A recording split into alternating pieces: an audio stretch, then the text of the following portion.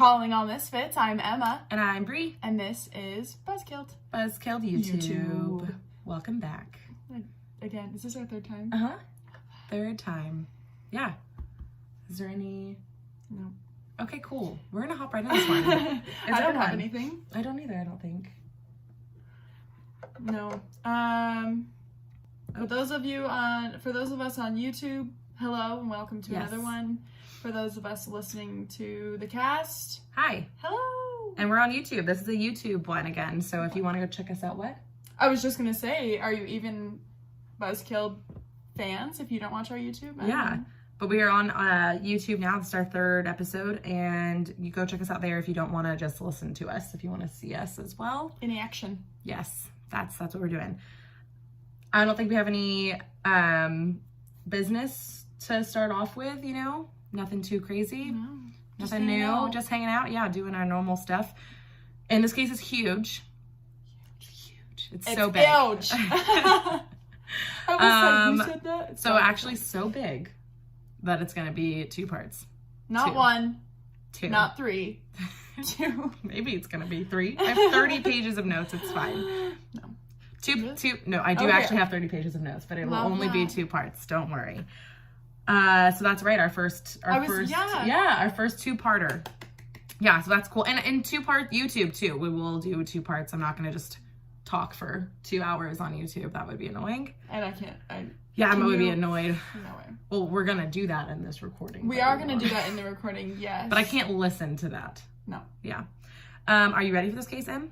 So ready. Okay, I know you've heard of it, but I don't think you remember that much of it. And then I think you'll remember more once we get into it, because it's pretty unique. Yes, and the names when we were talking today, I was like, I know those names. Yes. So I'm super excited. Yes. Okay. So today I am covering the Karla Homolka and Paul Bernardo, or the Ken and Barbie Killers.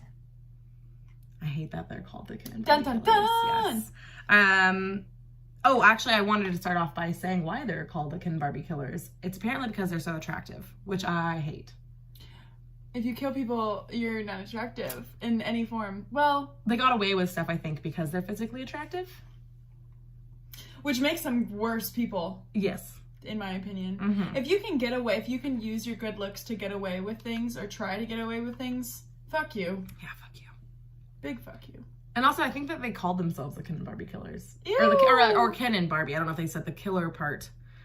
That's I don't think they did BTK. that. But they called each other, right. Gave himself self-proclaiming Ken and Barbie. You don't name yourself. No, you let the people name you. The other part of it, too, is that Ken and Barbie, the dolls, would never do what they did, which I know is dumb. But if you think about it, no, they would never. You know, like why? I mean, if you're just gonna say like, oh, we're Ken and Barbie because we're pretty and we have an ideal house or home, or you know, like the typical Ken and Barbie things. Anyway, but not you don't. Use also, that. Pretty sure Barbie's bisexual. That just came out, so that's cool. Real Barbie? Yeah. Like the Barbie doll? The Barbie creator just came out with that. Cool. Yeah. So technically they can't be Ken and Barbie because this Ken is a man. I think also on that note, a Barbie before... I feel really dumb. Bisexual means both. And I meant... Ken is a man. Yeah, that was stupid. So sorry. No. Obviously they can't. I obviously didn't catch it until later. But what I was going to say was, I think that I heard a rumor. I don't know if there's any reality to it, that they were going to make a... non-gender specific Barbie. Oh, I think they did do that. Yeah, I love that. I do too. The Barbie creators are really cool, actually. I read a lot about them. I know, and so up to date. Yeah, but I like that they've continued to keep up to date, even though it got started so long ago. So, oh my gosh, yeah. So enough about Barbies. Let's start off by talking about Karla Leanne Homolka. Karla was born May 4th in 1970 in Mississauga, Ontario, Canada. Mississauga is just south of Toronto, like a short 20 to 30 minute drive. Okay. So super close to the city. Yes, and Niagara Falls. Oh. So pretty close to the States. Karla came from a pretty privileged background, a nice middle class home with loving parents and sisters. Karla had an IQ, or has an IQ, I guess still, that puts her in the top 2% of the population. So yeah. Super smart. Super smart girl. Okay. She was very independent, strong-headed, very girly. Like, I don't want to play outside because I don't want to get my pink dress dirty outside. That was me. But, oh, really? 10 out of 10, that was me. Yes. My parents call me Princess because I do not do that stuff. They're like, do you want to come chop some wood? I'm like, no. Oh, I make my Siri call me princess, but I am definitely not a princess. You make Siri call me princess, or you call me princess? Yeah, my nickname for Siri is princess. I love that. So... Anyway. Which is fine. Back to business. Yes. Karla had 2 sisters, Lori, who was 2 years younger than Karla, and then Tammy, who was the baby. Karla's mother, and Lori and Tammy's, was named Dorothy, and she was Canadian. And then her father's name was Karl, Karel, or Carol. Karel? Or Karel, and he's from Czechoslovakia. Okay. That makes more sense. Carol? I have no idea. We're gonna go with Carol. Yeah, let's go with Carol as a man. Mr. Yes. Carol. He was an art dealer who was well known in the city. So like I said, Karla liked, and Carl and Carol. It's fine.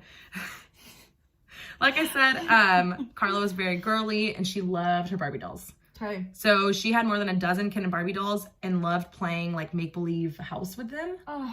And it was, yeah. I hate that she's shitty. I know. And this collection, I guess, grew the older she got as well. It's not like she phased out of it. She like really loved playing with these. Cool. Pretty sure like even into adulthood, these collections moved with her. I kind of love that. It's like a love-hate. It's kind of I hate weird. to love her, but I love that she did that. Yes. So it took up like an entire wall in her bedroom growing up. So she like really liked them, which actually like it's a pretty unique collection thing. What? I was just gonna say, because fuck dolls. Oh, I hate to be like they're that, creepy. but no. Yeah. No, I can't have, no.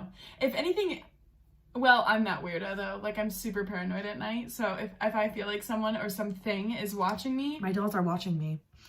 No. So I thought this originally was why Paul and her were called the Barbie and Ken Killers, or the Ken and Barbie Killers, because she had so many dolls. But you know, maybe that also had something to do with it. Because they were attractive, and now she has these dolls too. Got it, but that's not why they were named the Ken and Barbie. It was initially because of how attractive they were. And also like playing on that, it reminds me of Ted Bundy. Oh, yeah, I was gonna say that earlier. Because he's like very attractive pretty. And people like loved him. Like females love him, which is so shitty. Why? Because of the things that he did, and maybe for the time, like they were attractive. We'll put pictures up on our stuff. Yeah. And I'll show you pictures later. I don't care that they were called. I don't care if they're attractive or not. They're awful. Yeah, you don't kill people because you're pretty. Yeah. Nope. You don't kill people at all. No, never. But not using your looks to get away with anything, right? Exactly. So Karla wanted to be a vet when she grew up. She like loved animals. Apparently, animals really loved her. So like lots of friends' parents would come out later and say, yeah, we had this dog that hated everyone, but they loved Karla. So that's kind of interesting. So she had like this nurturing side of her as well. Ironic. Yes. Which is a waste. I wrote, what a waste.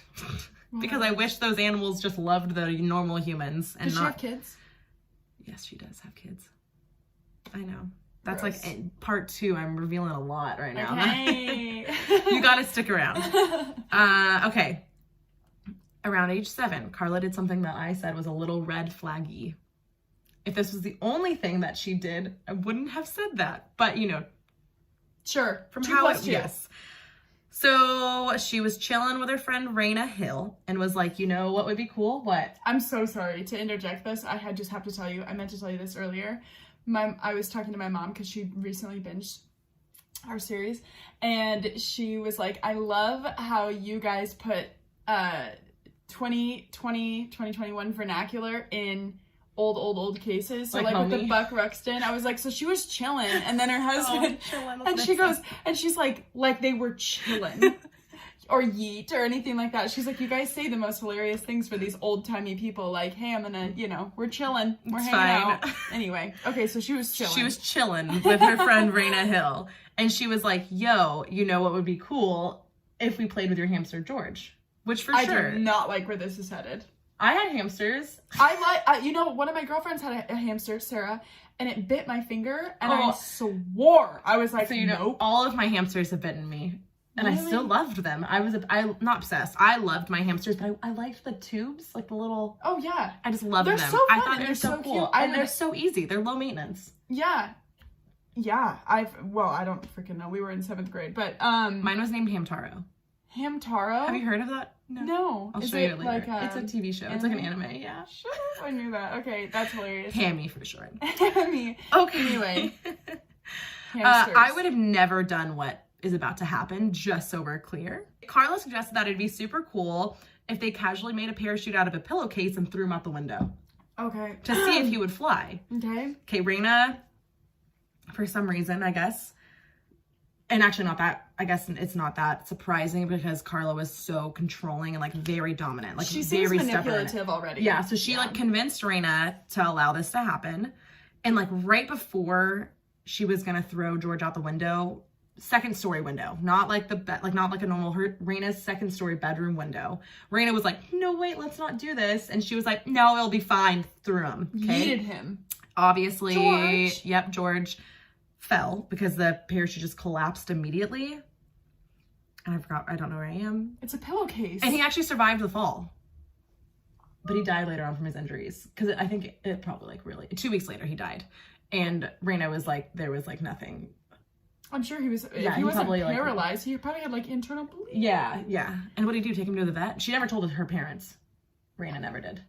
Oh my God. So Raina's I'd be parents like, just Mom. thought, yeah, me too. I'd be like, I'm not hanging out with threw that him bitch. out the, say no every time I invite her over. We have like code words. I would have been like, this bitch crazy. Yeah, no. They like were made friends after this, so we'll keep getting into them. If you threw any kind of anything that I loved outside of a window and said, let's just try this, I'd be like, Brie, you need help. No. It's not normal. Get my dog inside. Anyway. So the story for George isn't over yet. It's fine. So they bury George 2 weeks later, you know, in the backyard. Once he died. What? Once he died. Yeah. Okay, I was like, oh, no, yeah. him alive, right? They buried him 2 weeks later, like Raina and her parents. So Karla came over while Raina's parents were out of town or like gone for the day or whatever. So they had the house to themselves. And 12 years old? 7. Oh my God. Okay. Babies. 7. 7. And guess what Karla wants to do? Dig up George. Yeah, and look at his dead body. She's a freak. She's a super freak.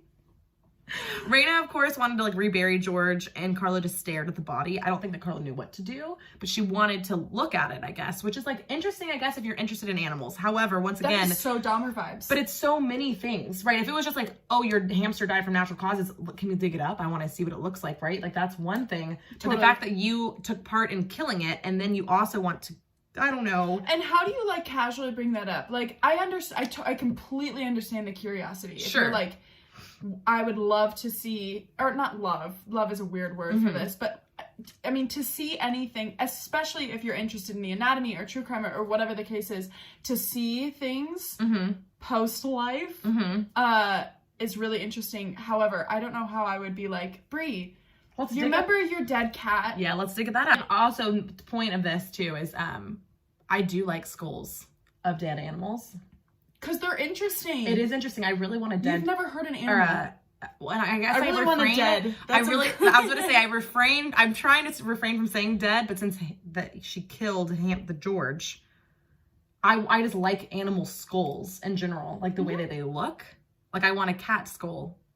Cat skulls though are really interesting to look at. They're so long. It's really interesting. And then I have unique. Yeah, and then I have a skull tattooed, and then I have a dinosaur skull tattooed. Like I like it. I have that tattooed on me, but dead. I just mouthed the words help.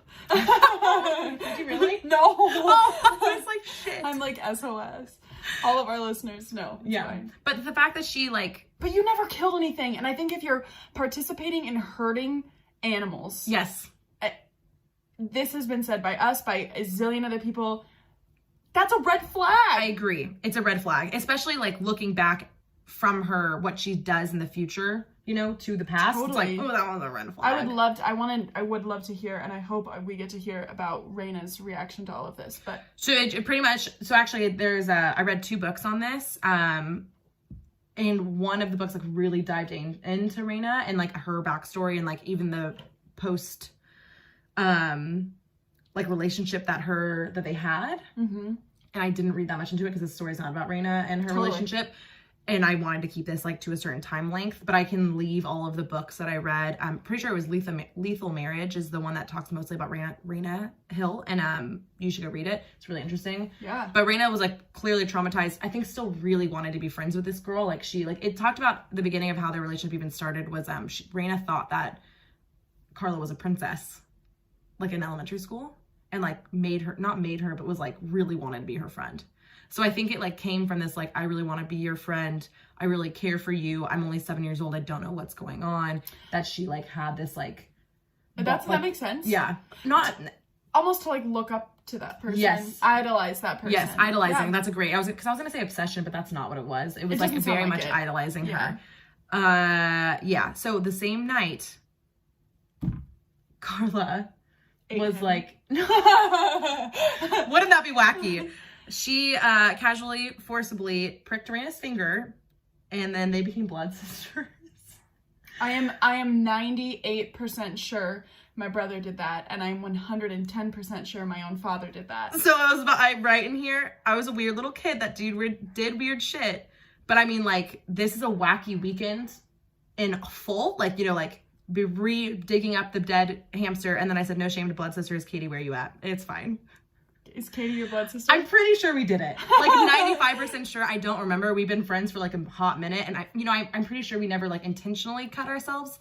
But I think it was like, oh, we're both bleeding. We're blood sisters. But like, oh, yeah, we never like shook. We didn't like mix blood purposefully. No, no, I think that Jack. I don't know who his blood brother would be.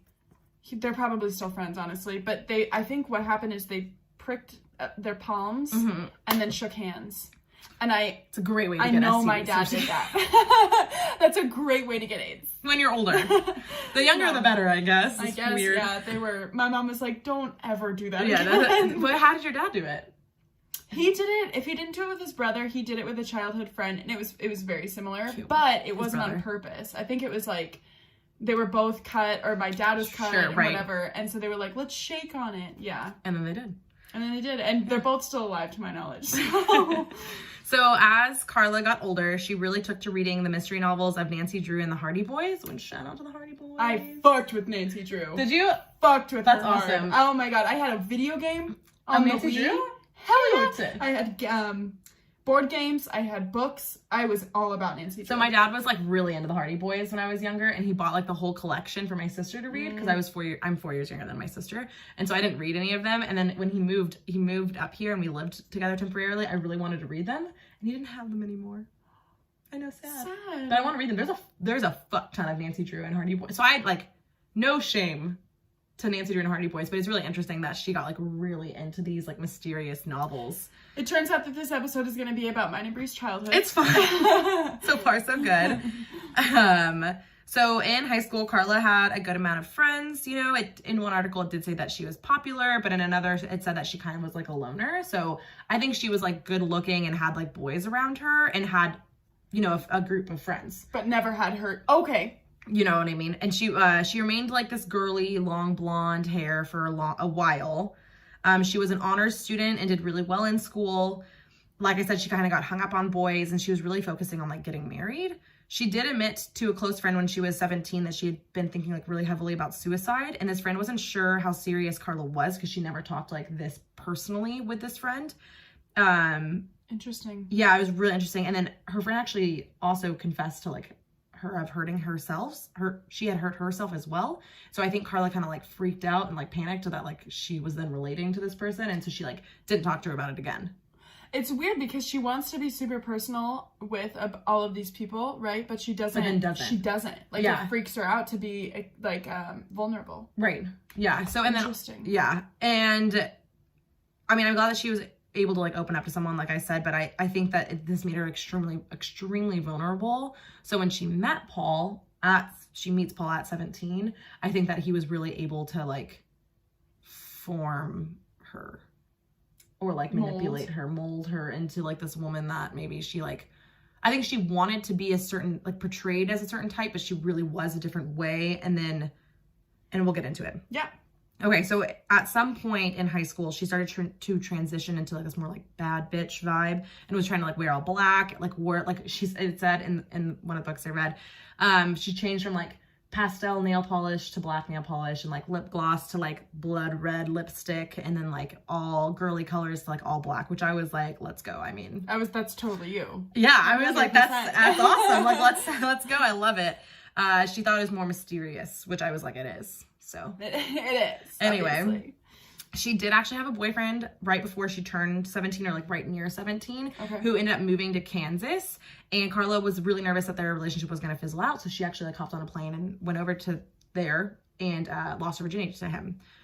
Which the reason why I note it is because prior to this, one of the things that she was really open about was her sex life. She was like, I'm really into like kinky shit, like orgies and BDSM and like all of these things. But she was a virgin up until this point? And homeboy came out and was like, we didn't do anything crazy. It was like missionary vanilla plain.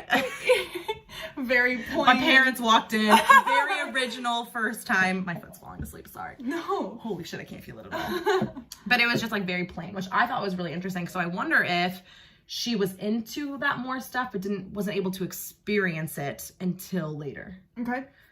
That's fair. Yes. So let's talk about Paul. I'm boring her. No, not at all. Paul Kenneth Bernardo. Yikes. That's a boring ass name. Also, Kenneth. Barbie and Ken? I never even thought about that. I know. I wrote it and I was like, another reason why they could be called that. How strange. And she had blonde hair. Anyway. Doesn't matter. I didn't like it. No, I don't like it at all. Yeah. This dude was born August 27th, 1964. What? This dude. This dude was born like he just popped out a dude. This little dude was born August 27th, 1964 in Scarborough, Ontario, Canada.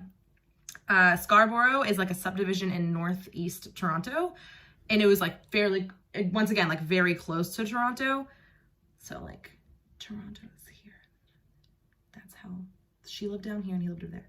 You just drive diagonal for a while and you're there. Honestly, I wrote this and I think it's funny. Honestly, I just wish that his mother had swallowed him and this story could end right here. And I said too much. No! The murder was too much. Yeah. It's not the swallowing. Paul had two older siblings, Debbie and David. Paul was a smart, happy, cute kid, and parents absolutely adored him. Like, loved him, like, as a child. He was very well-mannered and did really well in school. This all changed when he turned 16, but we're not there yet. So let's talk about his parents. Oh, God, there's some shit before he was 16. Yay. Kenneth, it's about his family. Okay. Kenneth and Marilyn were, unfortunate for young Paul, not the greatest parents, okay? Kenneth was extremely physically abusive to Marilyn, like beat her on a daily basis. And I'm not sure why Marilyn didn't just leave. Like, I don't know if she felt guilty because of David and Debbie or whatever it was, but she decided to have an affair with another man, and that's when she became pregnant with Paul. Mm-hmm. So Paul wasn't Ken's? Nope. Upon finding out, good guy, wife beater Kenneth insisted to raise Paul as his own and give him the family name of Bernardo, okay? And I guess also not tell Paul. So Paul doesn't know this. Kenneth is just raising, doesn't matter. Okay. Shortly after this, Kenneth picked up another awful habit of peeping into young girls' windows at night. I love that. Yes, and was even charged with child molestation. Yeah. In 1975. Kenneth also began, and I hate this, sexually abusing his own daughter, Debbie.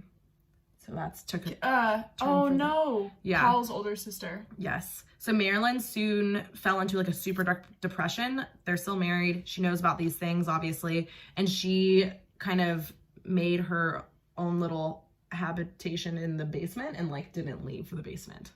So, okay. So she was like, that makes sense. Yes. And so she completely withdrew and let Kenneth raise these kids alone, which is unfortunate. It's really hard to like imagine like being in that predicament. If you're the wife, you mean, like Marilyn? Yeah. Like, it's really hard to be like, oh my gosh, you should have been there for your kids, but it's like, shit. When you know that your youngest child doesn't know that his real father is not his father that he's learned to be his dad. And this person's awful. This person's awful, physically abusive to you and sexually, your kids. And your daughter. Sexually oh my God, that's awful. I mean, shit. I'm not saying that she's, she did everything right, but I don't blame her. Yeah. I also don't blame her for Paul there's no reason to blame for what Paul has done. So it's not Marilyn's fault. No. So Paul actually did end up finding out the truth about his biological father after his mother and him like got into like a really bad fight. Like they were arguing about something, and this was when Paul was 16, and she confessed it. She was like, well, I cheated and you're not, Kenneth's not your real dad or some shit like that, right? And Paul was fucking pissed. Like so mad. Why do you think he was upset? Because this random dude who was beating his mom and abusing his sister acted like his father all these years? Yeah, I mean, that would do it for me. Nope. Paul couldn't believe that his mother had actually cheated on Kenneth and started calling her like a whore and a slut and like shaming her. Oh my God. So that's great. He loved his monster of a father. Ew. And honestly, like I felt like there was two ways this could have gone, like be mad at the mom or be mad at the dad. And I was just not expecting him. I wasn't expecting to read that he was mad that his mom, like I thought that he'd be thankful that this person wasn't his dad. Yeah. I would be like, shit, thank God we don't share the same blood. And he's like pissed. Mm-hmm. Yeah, he's angry. So from this point forward, Paul had a very different view of women. And I think a hatred started kind of brewing. Yeah. And I wrote, in his little icy aorta, refraining from calling it a heart because clearly this dude lacks one. Obviously. It's very apparent. Yes. Okay, so the older he got, the more he would cruise around bars with his buddies, looking to pick up girls and get his body count up, which go for it, right? That's fine. Sleep with as many people as you want. However, he was into submissive women who would let him get away with his dark, forceful, violent tendencies, like in the bedroom. Not cool. 50 Shades? Or... But no word to make him stop. And no room. No, like, specific room. So he basically would... Oh. Yes. So these women were just submissive to him, and he was like, I'm gonna fucking kill you. Kill you. Well. All right, not yet. But anyway, he was noted to have a terrible temper and started to physically abuse, like, any partner that he was with. So if he was ever around, like, one girl for a while, they would start... Like, they came out and said, like, yes, he was, like, physically abusive towards me. Sexually as well. Like, all of the things. So that's fun. Paul attended the University of Toronto in Scarborough in 1982, and he got a job at Amway, which I looked up because I didn't know what that was. It's an American multi-level marketing company that sells health, beauty, and home care products. Okay, I knew about the health part, but not the rest about it. So he started working for their marketing thing, and he actually like bought a bunch of motivational books from like wealthy and famous people, and he practiced these lines with his friends that he would use at work, but he practiced them out on girls at bars, and they actually apparently really worked. So he was also charming and like convincing, and yeah. So that's fun. Oh, also a really weird side note, because we're talking about books, and I know this is like later on in time, but can you tell me what book became Paul's favorite after its release in 1991? Probably not. Absolutely no idea. American Psycho. Oh, have you read that? Have you seen that? I've seen it. I've never read it, but it's, that does not surprise me at all. It doesn't surprise me either. I'd also love to read it. I don't know why I haven't. I also didn't, showing my age, I didn't know it was a book. So it's fine. I thought that wouldn't, like, it wouldn't be that weird, just like with Karla. Like, I didn't think that would be that weird, except for everything else that he had done already at that point and continues to do after that. His track record. Yes, so not great. So that's Paul and Karla. Now let's go to Paul's neighborhood. Like I said, he was born and raised in Scarborough. So there was actually a Scarborough rapist that I want to talk about. That's weird. Really? Yeah, rapist who lives in Paul's neck of the woods. How odd. Crazy. Mm-hmm. So the Scarborough rapist could only be identified as a white male with blonde hair, and he was attractive. So that's unfortunate. These occurred between 1987 and 1992, and these included 19 to 24 sexual assaults, because some of them were like, was this with this same rapist, or like, was it just a random rape? Well, are we talking sexual assaults like they were all rape, or they were not necessary? Okay, cool. And what were they? Like attacks as well. Okay, got it. 1987 to 1992. 5 years. Wow. Okay. So I'm going to break down a few of these attacks. So I guess buzzkill warning. The reason I'm not going into any graphic detail. I'm just talking about dates and ages. It's a lot. So that's more of why I'm buzzkill warning, because it's just a lot. Like it's just surprisingly a lot. Yes. So let's get into it. May 4th, 1987. That's her birthday. May 4th, 1987. A 21-year-old woman was raped in front of her parents' home after she was followed home. Yep. Oh my God. Yep. May 14th, 1987, so just 10 days later, a 19-year-old was raped in the backyard of her parents' home. Mind you, these are also all of the cases that people came forward in. So in the backyard of her parents' home? Yep. July 17th, 1987, there was an attempt of rape to a young woman, but she fought back, so she was beaten and then left. I'm glad she wasn't raped, though. Me too. September 29th, 1987, someone broke into the home of a 15-year-old girl. He jumped on the young girl, covered her mouth, had a knife to her throat, and her mom walked in, like, before he could rape her, and screamed, like, freaked out. So he left. If that was you, if you were that girl, what would you do? Freak out. I don't know what I would do. Like, I literally don't know. Like, part of me is like, I would fight back like crazy. I think, in all honesty, I would freeze. Because whenever I get really scared, I freeze. So I think I would initially freeze. Okay, this is what I'm assuming how little Brie, 15, would go. I hear someone breaking into the house. You were kind of a baddie, though, at 15. And I was a bitch. You were doing weird no, not weird shit. I'm like, you were doing some weird shit. No, I didn't even know you at 15. But I feel like you were much more aware at 15 than a general 15-year-old would be. You know what I mean? Sure. Mm-hmm. Like, you would be more aware at 15 as I would. But I was just gonna say, I think you, I don't know, I feel like we're more with it about that kind of shit than I definitely was. I was like, I never had to deal with that, I stranger wants guess. to buy me a drink? Sure. Sure, right. So My I dad think, was like, are you stupid? That's funny. I think at 15, what I would do is if I heard someone breaking in, I would freeze initially. And then I would hope that I would... Oh, I have a plan on if someone breaks in. If someone breaks into my... Well, there are a couple different plans. If I constantly feel like someone's breaking into my house, so it's fine. But if I was like, okay, there's someone breaking in, this sounds awful. This sounds really awful. But while I've been with my mom, living with my mom, I'm like, okay, if someone breaks in, they're probably going to break in on the top floor, on the ground level, because I live in the basement.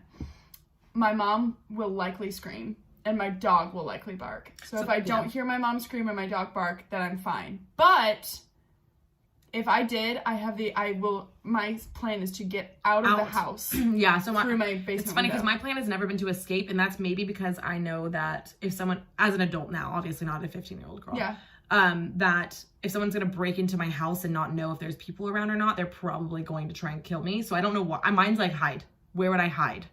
Laundry basket. Oh, that's great. And a futon. Anywhere. Laundry basket's great. No, yeah, so throw dirty laundry on top of you. Mine has always been to get out. Mine has because okay, but also, I mean, like, I have neighbors. One of my neighbors is a firefighter. The other one is... I don't know why mine's not to get out. I think okay, this is why, actually, I know why. Yeah. Because I think that you're not working alone. Even if that's not accurate, or even if it's not, like, percentage-wise more likely or whatever, I think that I'm going to break out the window and homie's going to be standing there and be like, got this bitch. You know what I mean? Interesting. I've never thought. I'm like, if someone breaks into my house, they're breaking in. Also, you're breaking out. Well, I guess if someone breaks into your front of your house and you're sneaking out the side of the house, which is nice. Yeah. I mean, but see, then, like, okay, here's what I would do. If someone was breaking into my side door, which you can go either upstairs or downstairs, that's the main entrance, that's what we always use. If someone's breaking into that door... Then you're fucked, because you're breaking out back into that area. I just fucking scream like crazy. Even if I end up getting hurt. So scream. So I think I would hope that a 15-year-old Brie would scream. I don't know what happened. I don't know if this girl... I think this young girl's didn't do anything. I think the mom heard someone breaking in, thankfully. Yeah. And also there was a knife to her throat. Like, so, like, I mean, I would freeze in that sense. If I woke up to someone doing that, I would be like... What am I going to do to survive here? Like, listen to this person. I would do anything. And actually, we'll see that a lot in this later on. People do what they're told to do because they think that they have a chance of escaping and living. So, I mean, I would just be really scared of getting kidnapped, I think would be more. And the raping part, but, like, the kidnapping, I would be scared of that. Like, being taken away from my life. Yeah, I would. That I've never even considered. I just don't want to be hurt in my home. Yeah. Anyway. So this 15-year-old mom busted in, freaked out, screamed, he fled. Okay, this is really interesting. Someone else was actually arrested. Yeah. Someone was arrested and charged and served a 16-month sentence for this crime. Wow. Until the true rapist actually identified himself. Or it was revealed that it was him later on. But isn't that interesting that someone else served this? Because it's happened over a period of years that someone got identified as this person, which is so unfortunate. So unfortunate.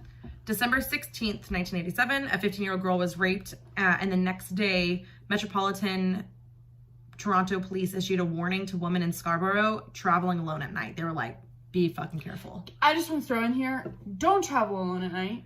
Don't. If you're doing it now, okay. Or if you have to, like, have precautions set, I guess. Like, have a knife, have mace, have something, you know, that's what I would. If I have to travel alone, and this might even not be the smartest idea, but I always call someone, because here's my idea. I do too. You'll hear me, and you'll know where I am. Exactly. Not only that, and, okay, if you're gonna call, this is my advice.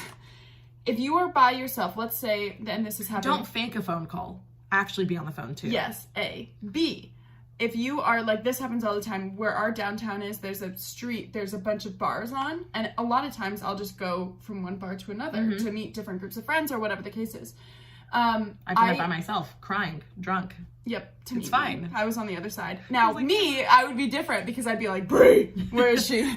But I always call my dad, my boyfriend, my brother, all of those people. I don't think my dad has my location, but I know that my boyfriend does. I know my mom does. I know my two best friends do. Like, so always, yeah. And I always talk very loudly because I would rather draw attention from other people than the guy that's, you know what I mean? Sure, yes. I want people to watch me. Absolutely, yeah. And I always have my like, who's key this out. bitch on the phone? Yes. I also hold my car key. And that's so unfortunate that women have to be taught that, but yes. But that's the way it is. And guys, for future reference, don't be fucks. Do I have a bump on my nose?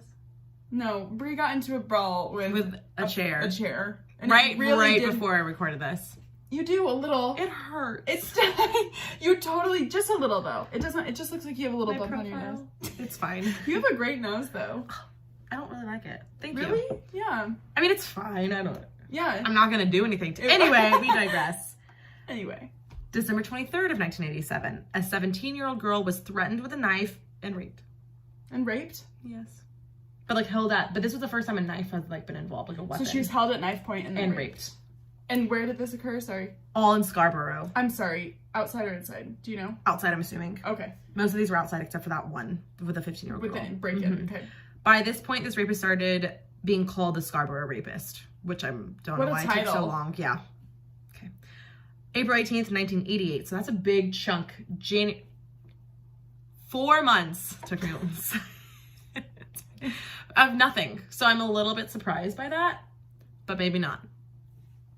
1980. Okay, wait. April 18th, 1988. Another attack to a 17-year-old girl. That's all it said.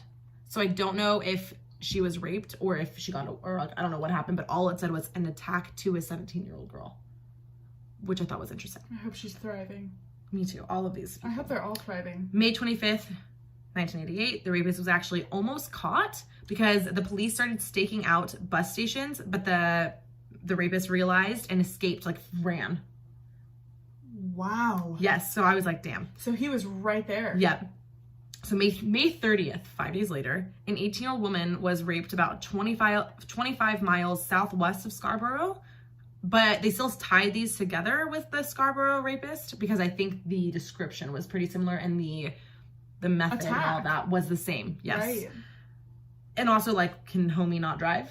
Like, I mean. Yeah, why is he running? Yeah. No, but I just meant, like, is it unlikely that he traveled? No. No. That's what I'm more right, about. okay, Yeah, I get it. That's fine. October 4th, 1988, attempted rape, but the girl fought him off of her, and he ended up stabbing her 2 times in the thighs and the butt, and she had to get 12 stitches, but didn't get raped. In the thigh and the butt? Like, yeah. Which is crazy because I don't know if anybody else knows, well, there are probably a ton of people that know this. In your thighs, you have what are called femoral arteries, and if you nick one of the femoral arteries, you could die. You could bleed out in a matter of 5 minutes. So I don't think that he was. I bet that he was just mad and just. I don't think he was trying to kill her. Oh yeah, no, totally. Yeah. But the fact that she survived and didn't get because it runs longitudinal or parallel to your thigh. I mean, it's like so if you nick that, you need medical attention right away. Right away. But so good. I'm glad that she wasn't. Was sexually assaulted or and killed. Then, yeah. November 16th, 1988, another 18-year-old woman was raped in the backyard of her parents' home. And since it's the second one, I'm just going to say the backyard ones really freak me out. Because you think that you're safe in your backyard and you're not even safe there. And also, how do they get to the backyard? So this is what I was thinking, because I was thinking about this when I was typing this up. I wonder if it was like a chain link small fence, or if there was no fence, because there's a neighborhood like nearby here where my fiance's parents live, and there's a house like directly to their like diagonal that it's not fenced. Like their back door is just open. Our backyard was not fenced for a long time, for sure. 4 years. But you still have to like walk. Yeah. Oh yeah. Yeah, right. we didn't. We had one gate to keep my dog in, and some shitty ass fallen down fence. But we still, finally got like But it's so I wonder if it was something like that where it was hate walking in my backyard at night.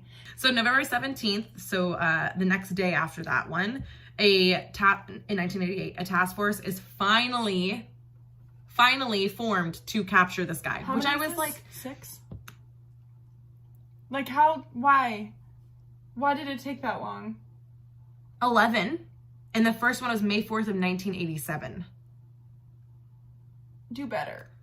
And I know you got shit going on, but maybe you didn't link it all. I just don't. Shit going on? There are young women that are being raped. Yeah. December 27th, 1988, attempted rape, but was chased away by a neighbor. So that's cool. So a neighbor came outside. June 20th, 1989. So once again, 6 months. It's a big gap. I wonder why he's taking gaps. Or and people I wonder aren't coming if we'll forward. Find out. Or people won't come forward. And that, or maybe he was busy, which I didn't. It's fine. Another attempted rape, but the woman screamed, which alerted the neighbors, and so he ran away before anyone could come out. I told Brie this, but I'm just going to throw this out there. I don't know. Did we say this last time? Did we? I'm like, read my mind. I am going to school right now, and I'm in a criminal justice class, and we're talking about percentages of crime occurring in different states and stuff like that, and countries. And I'm sure you could guess that United States has the most incarceration rates, like, globally. Did you know there are between 30 and 45% of all sexual assaults are reported? 30 to 45. That's sad. So that is 55 to 70% that are not being reported. I understand, because I think that people blame themselves. Absolutely. Are scared. Yep. Don't think it's going to happen again. Dismiss themselves from that person, like they never see that person again. Yep. So they like put themselves where they think is in a safer situation. What did I do to deserve this? Maybe I put myself in this situation. Or I was too drunk. I should have said no, or I should have been wearing something different. And here's the deal. Nobody deserves to touch you where you don't want to be touched. We should link, and we can discuss this, the tea rape thing. You know what I'm talking about?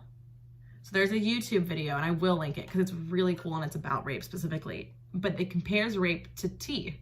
So if you and I were out together and I was like, hey, Emma, do you want to go home and have some tea with me? And you were like, yeah, let's do it. And then I got there and it says like, and now I changed my mind. I don't want the tea. You can't force me to drink the tea.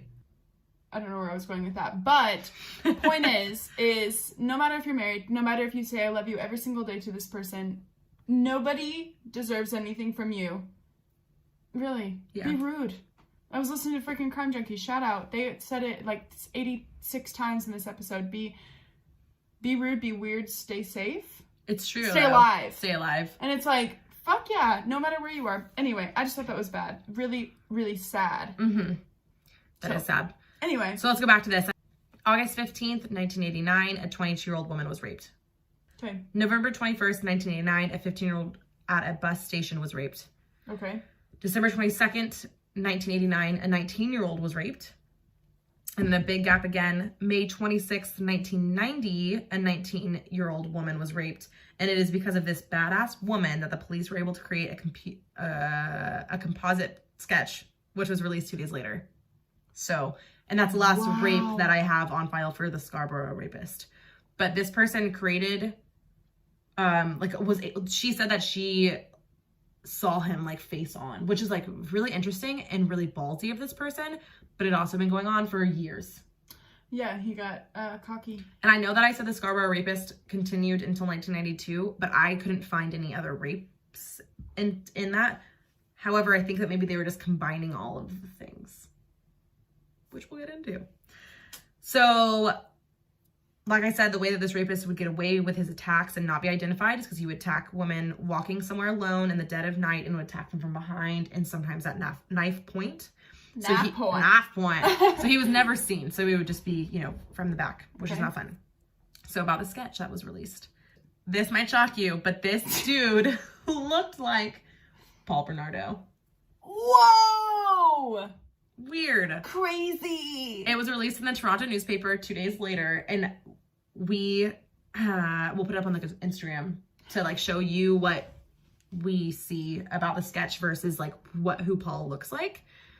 But it's just a weird coincidence. How old was Paul when this sketch came out that looked like him? Yeah. So he was 26. Fuck you. Yeah. Young Paul Bernardo. 26. Oh, old Paul Bernardo. I don't like you.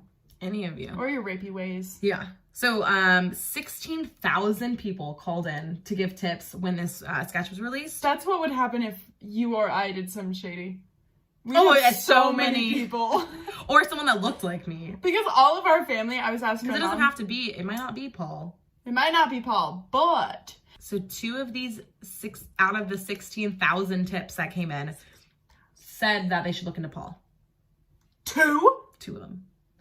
And these people were, one was a bank teller who had helped Paul a few days prior, which is interesting. So she like got a good look at him and was like, oh wait, that's weird. I remember.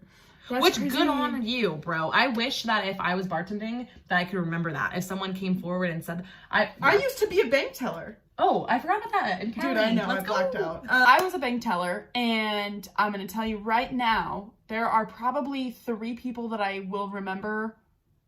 Well, the clock's ticking. I do not remember. I mean, we had regulars. I lived in a small town in Southern California, and I worked for, I'm not going to say the bank's name, and, I would hope that I would remember people. I would hope that I would remember people too.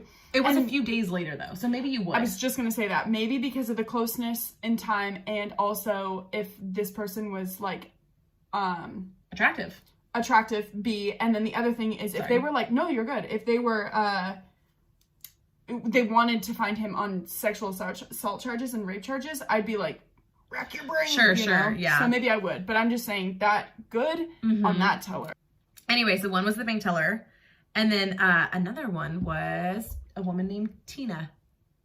Tina was married to one of Paul's friends. Yeah, this is too. Tina was one of Paul's. Oh, sorry. Tina was married to one of Paul's friends. Good on you, sis, for fucking doing the damn thing. Doing the damn thing. Absolutely. That's like, I would report Adam's friend's wife or whatever. Adam's... Bro. Yeah. Michael's friend's wife? Michael would report me, is my point. He would. Yes. He loves you, but he would. Yeah, he would, and that's good. And that's why I'm going to marry this person. But that's so I'm so glad that she did, because I think that was like probably more not... I think it was better for that multiple who came out, especially someone so close. Absolutely. Right? Because that would be kind of terrifying. Fucking scary. I wouldn't want to hang out with him anymore. So. No. I'd be like, husband, are you good? Like, yeah. Do you know what's going on? Or is it just me? Yeah. Yeah. There would be some serious questions. I bet her husband was pissed until like I bet the husband was like really mad that she called. Oh, yeah. Michael would be like, nah, dude, it's not him. Yeah. And I'd be like, it is, though. So Tina told the detectives that Paul had actually been looked at about a rape back in December of 1987. So that's interesting. So maybe that's why she connected it. But actually in December 1987, when he was looked at, he was never actually even interviewed. So that's interesting. So what, did they just give him a background check? Probably just a background check, and his name was like put down on a suspect list. That's the trouble with getting so many tips, though. So many tips, right? Okay. And we'll continue on that one because it's crazy. November 20th of 1990, detectives brought in Paul Bernardo for an official questioning about being the Scarborough rapist, right?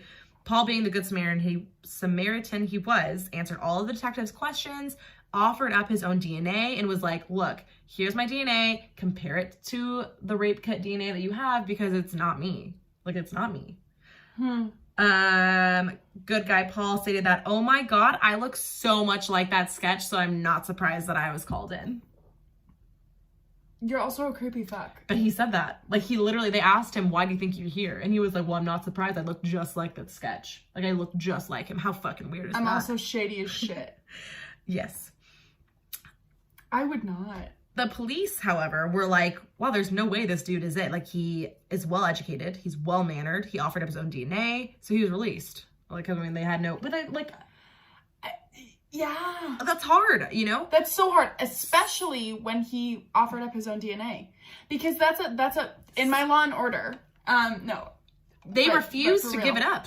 They're like, no, I'm not giving up DNA, or you're gonna have to get a warrant or whatever. Yeah, where's my lawyer? Yeah, exactly. That was good. But for him to be like, okay, yeah, here's my DNA. Here's where I was during all of those rapes, even if it was a lie. I mean, shit. If you got 16,000 tips to go through,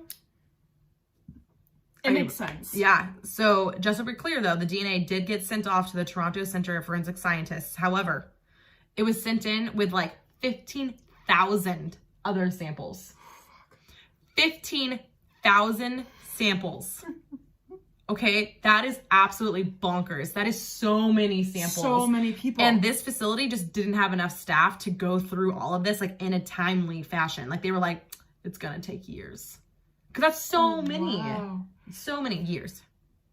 Yeah, years. 15,000 though. If you think about it though, you have to test that many and you have to look and make sure. And you're given so much trust working in that field. Yep. You have to be accurate. Okay.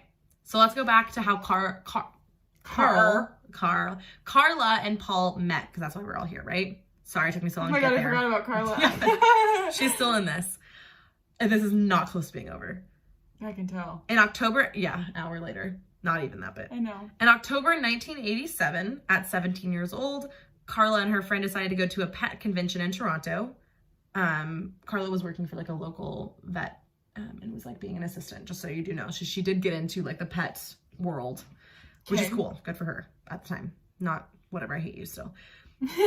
Karla, was at her hotel bar with her friend when she spotted 23-year-old Paul Bernardo. Nasty. The two instantly were attracted to each other and they just hit it off. Like, absolutely, we're just like swooning over each other. Ew. After chatting and a few drinks, they went upstairs and did the dirty. Which, I mean, good for you. Like, good for them. Like, they, you know, they knew what they wanted.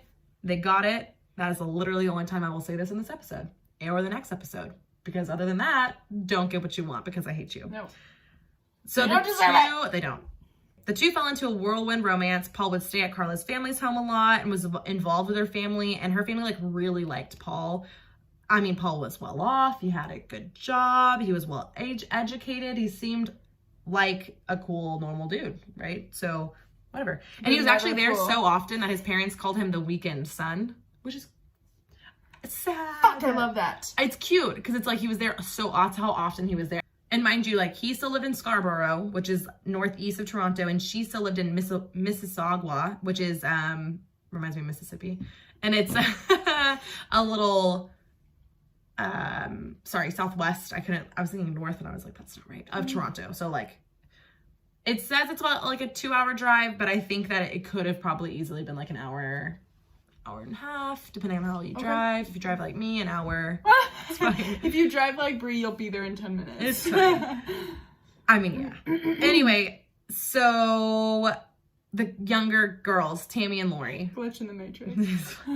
Tammy and Lori even really liked Paul. Tammy actually had this adorable young schoolgirl crush on him and was like, oh my God, like, my older sister's boyfriend is so handsome. And even though Karl...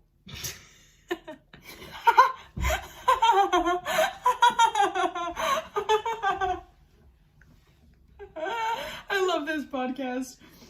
Even though Karl. Okay. Please don't edit that out. Even though Karla, I won't edit it out of the YouTube because the YouTube I edited less out. You're welcome.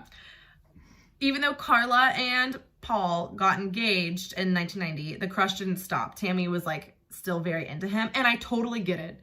Because, like, sure. I had schoolgirl crushes on my brother's friends. I had a crush on my neighbor growing up from, I don't think I've ever told you this, probably from age 5 to 12, 10, 12. And these neighbors were freaking awesome. We always were over there, always hanging out. Anyway, I was like, I'm going to marry this guy, Taylor. Cute. Tammy was born January 1st, 1975. So in 1990, this young thing, like I said, was only 15 years old. Did I say that already? No. Yeah, no, I don't think she was only 15.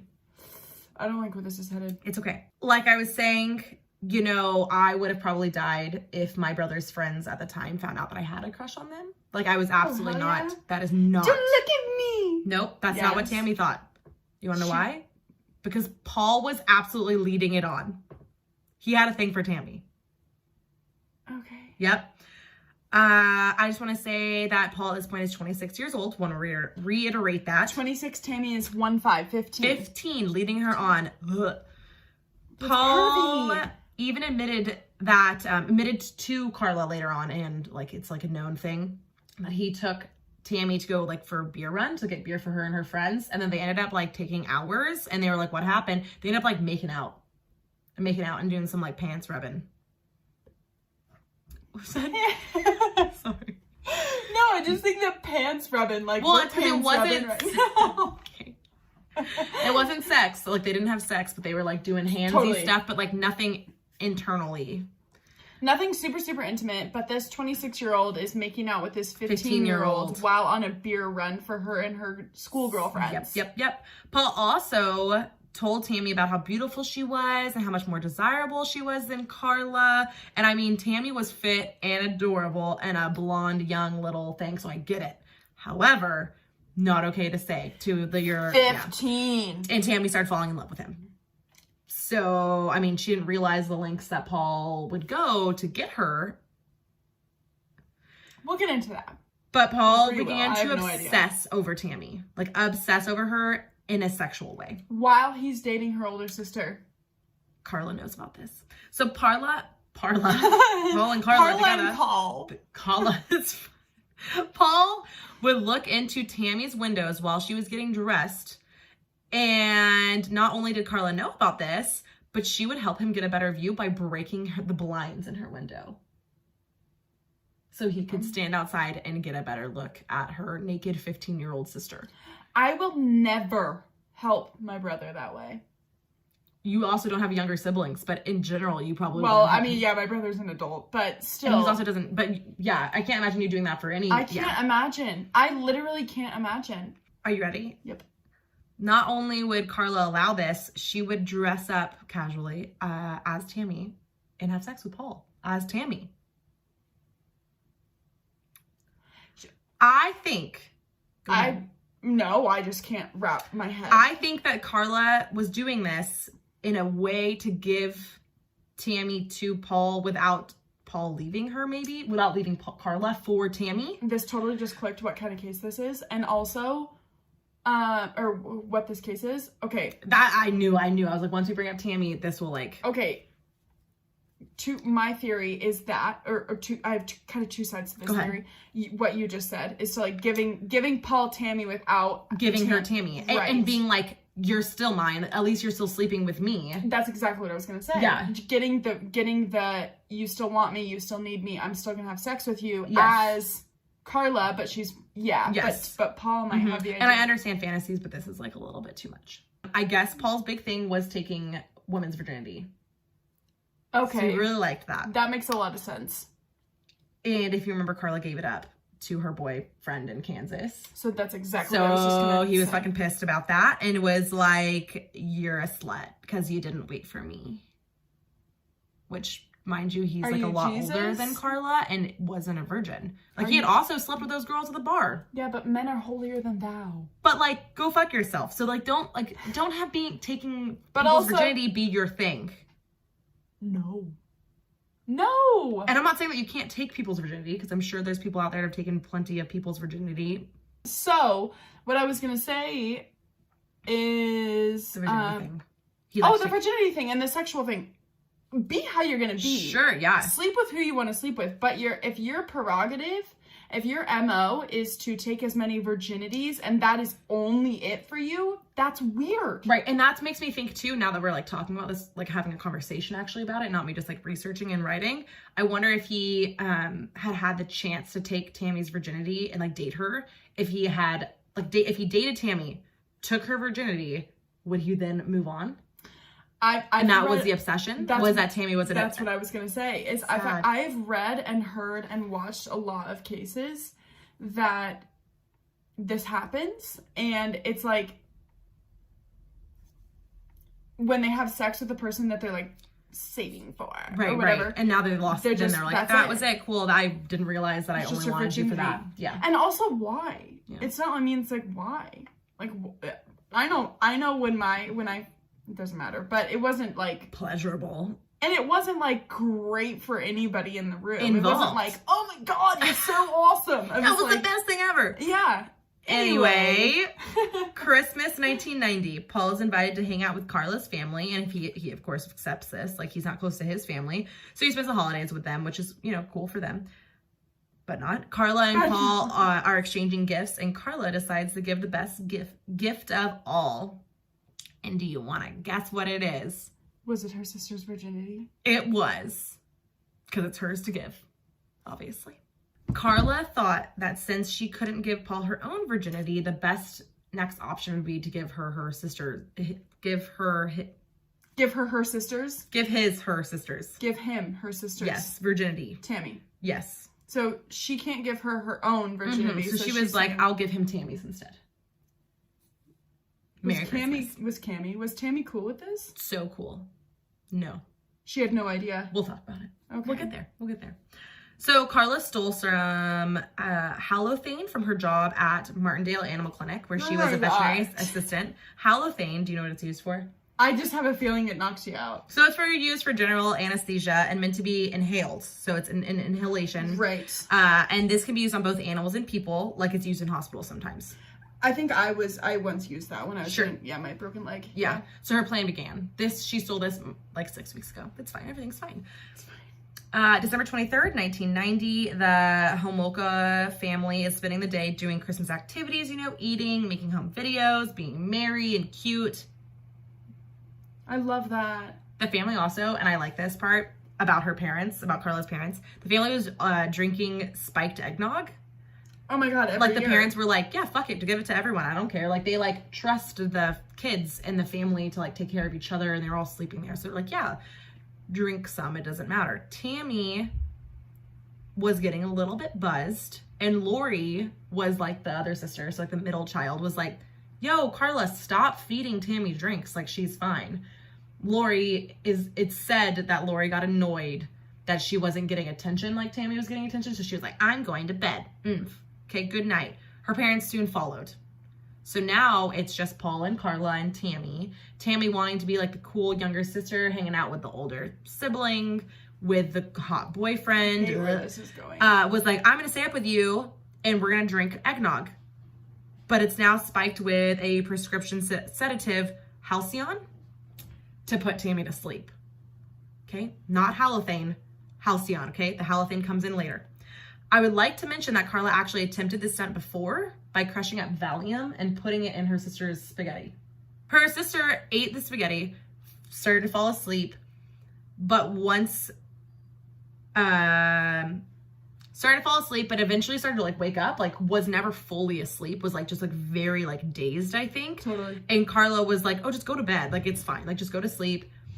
And Tammy was like, yeah, I need to go pass out right now.